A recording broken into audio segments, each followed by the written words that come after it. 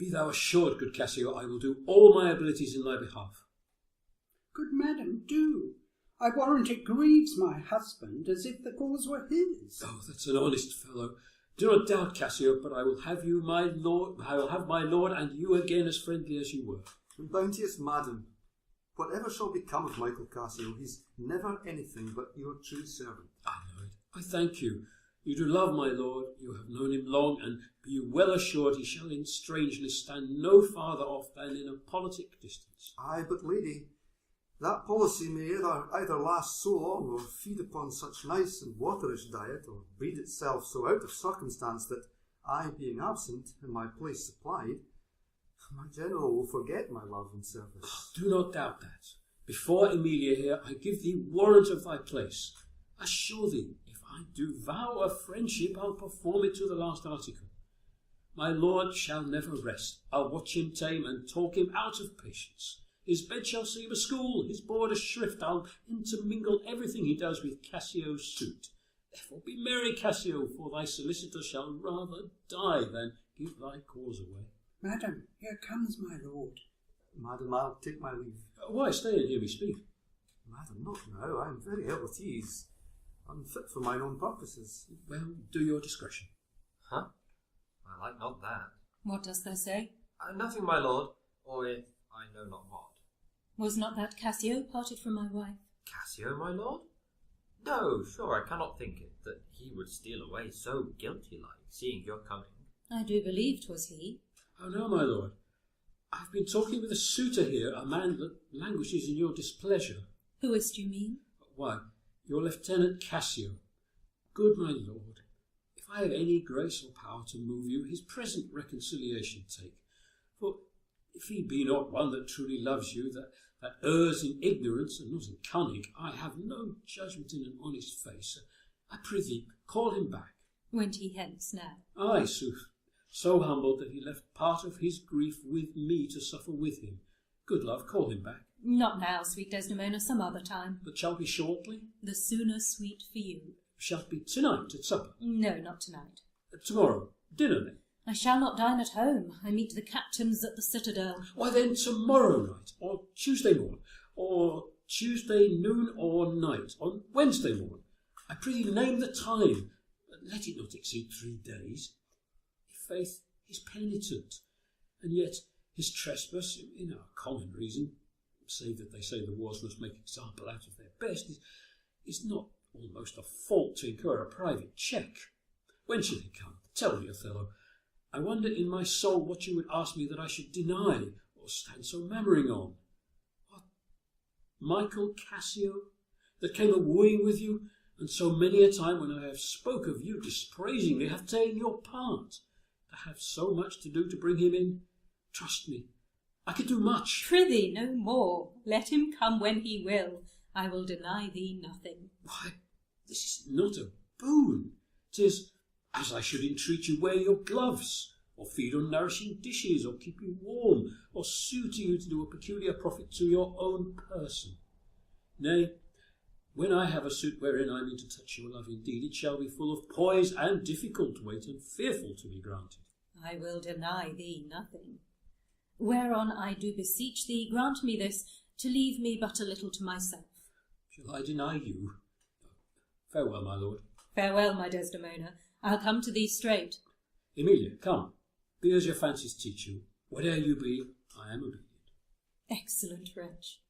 Perdition catch my soul, but I do love thee, and when I love thee not, chaos is come again. My noble lord. What dost thou say, Iago?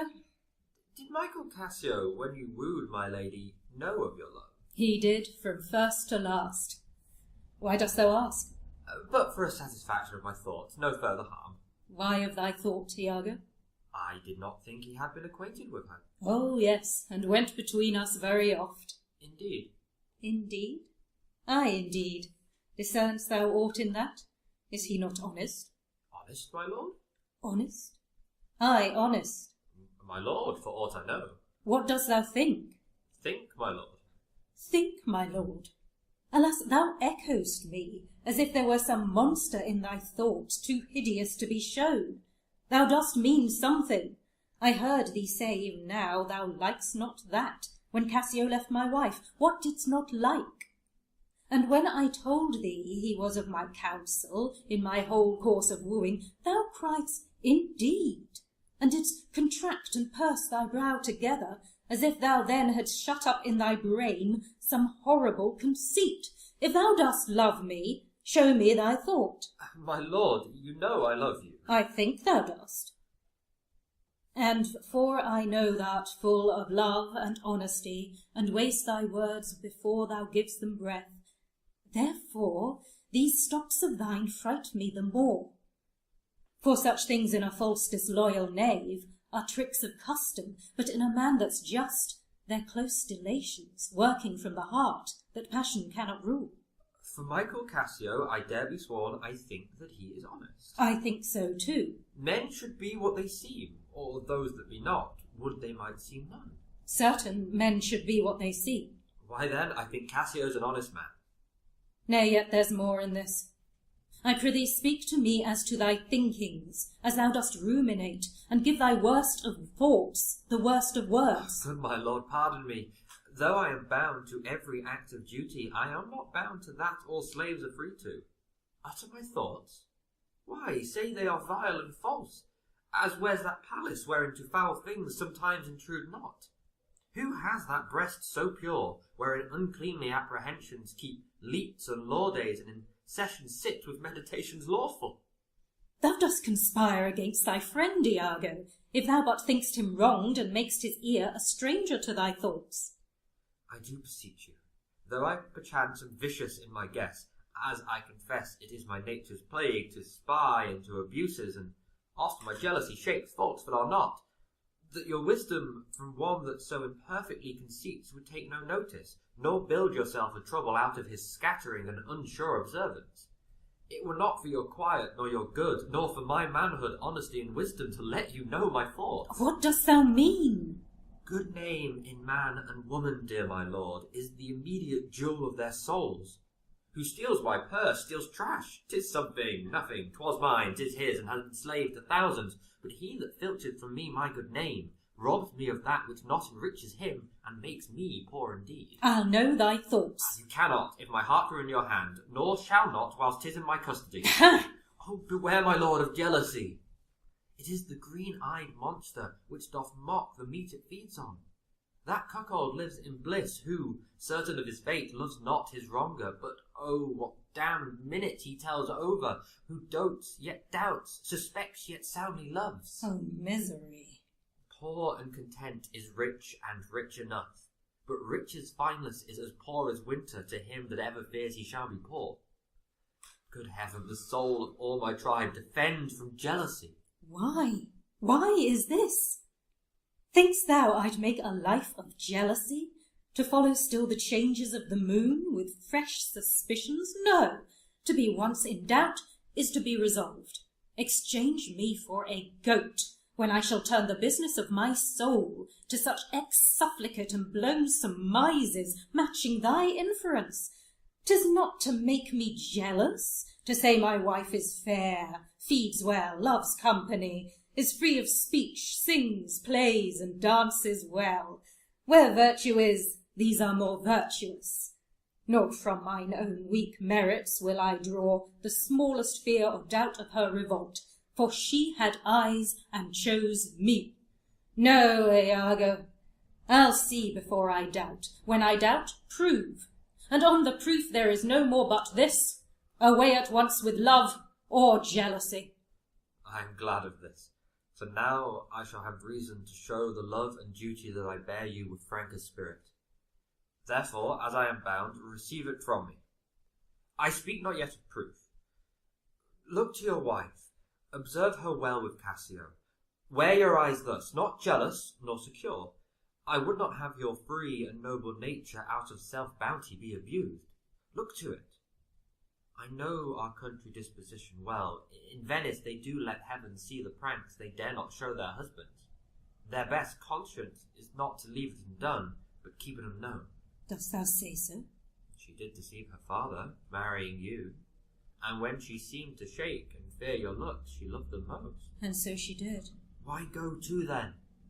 She that so young could give out such a seeming to seal her father's eyes up close as oak, he thought 'twas witchcraft. But I am much to blame. I humbly do beseech you of your pardon for loving too much you. I am bound to thee for ever.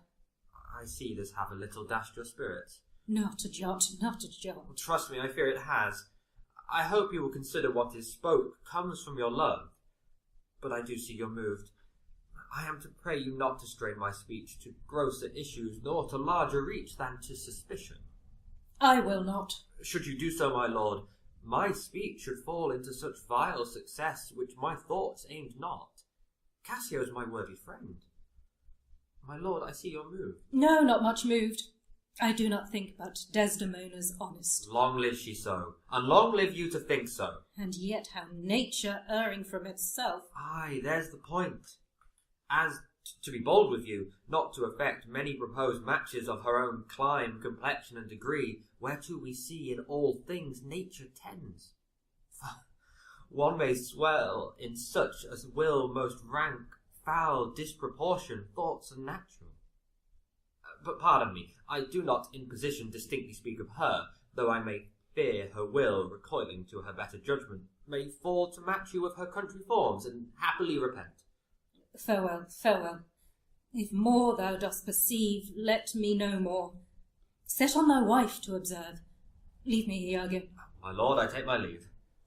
Why did I marry? This honest creature doubtless sees and knows more, much more than he unfolds. My lord, I would I might entreat your honour to scan this thing no farther. Leave it to time. Although 'tis fit that Cassio have his place, for sure he fills it up with great ability, yet if you please to hold him off a while, you shall by that perceive him and his means. Note if your lady strained his entertainment with any strong or vehement importunity, much will be seen in that. In the meantime, let me be thought too busy in my fears, as worthy cause I have to fear I am, and hold her free, I do beseech your honour. Fear not my government. I once more take my leave. This fellow's of exceeding honesty, and knows all qualities with a learned spirit of human dealings. If I do prove her haggard, though that her jesses were my dear heartstrings, I'd whistle her off and let her down the wind to prey at fortune. Haply for I am black, and have not those soft parts of conversation that chamberers have, or for I am declined into the vale of years, yet that's not much. She's gone. I am abused, and my relief must be to loathe her. Oh, curse of marriage, that we can call these delicate creatures ours, and not their appetites. I had rather be a toad, and live upon the vapour of a dungeon, than keep a corner in the thing I love for others' uses. Yet 'tis the plague of great ones, prerogatived as they, are they less than the base. 'Tis destiny unshunnable like death. Even then this forked plague is fated to us when we do quicken. Look where she comes. Oh, if she be false, oh, heaven mocked itself. I'll not believe 't.